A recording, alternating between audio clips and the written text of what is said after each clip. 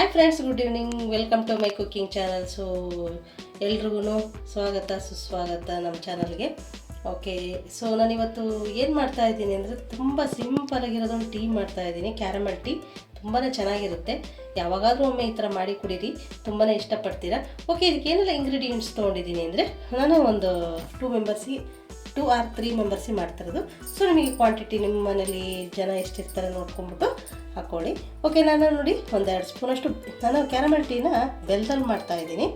ನಾನಿಲ್ಲಿ 1-2 ಸ್ಪೂನಷ್ಟು ಬೆಲ್ಲ ತೊಗೊಂಡಿದ್ದೀನಿ. 1 ಇಂಚು ಶುಂಠಿನ ಜಜ್ಜಿಟ್ಕೊಂಡಿದ್ದೀನಿ.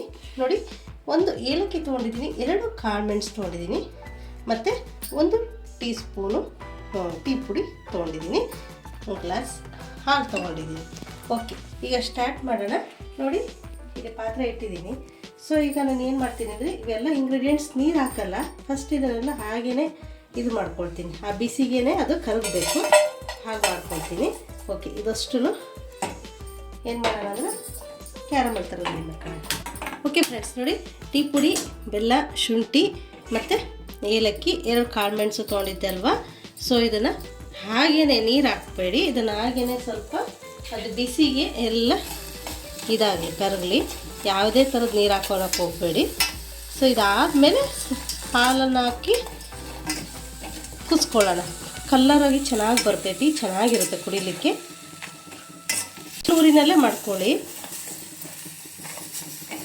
ಓಕೆ, ನೋಡಿ, ಇದು ಕರಗಲಿ.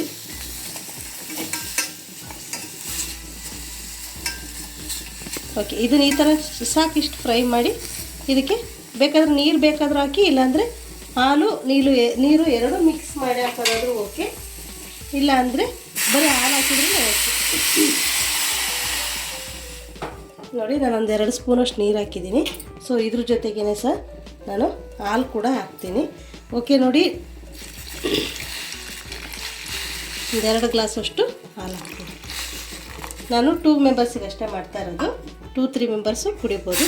ಇದನ್ನು ಚೆನ್ನಾಗಿ ಮಳಸ್ಕೊಳ್ಳೋಣ, ಅದೇನೂ ಆಗೋಲ್ಲ. ಸ್ವಲ್ಪ ದಪ್ಪ ತಾಳದ ಪಾತ್ರೆ ಇಟ್ಕೊಳ್ಳಿ, ಆ ಥರನಾದರೂ ಮಾಡಿ. ಇಲ್ಲಾಂದರೆ ಇಷ್ಟು ಹಾಕ್ಬಿಟ್ಟು ಹಾಲು ಇದೆಲ್ಲ ಹಾಕ್ಬಿಟ್ಟು ಚೆನ್ನಾಗಿ ಕುದಿಸಿ, ಅದು ಚೆನ್ನಾಗಿರುತ್ತೆ. ಈ ಥರ ಟೀ ಮಾಡಿ ಕುಡೀರಿ ಒಮ್ಮೊಮ್ಮೆ. ಸರಿ, ಎಷ್ಟು ಚೆನ್ನಾಗಿ ಕುದೀತಾ ಇದೆ.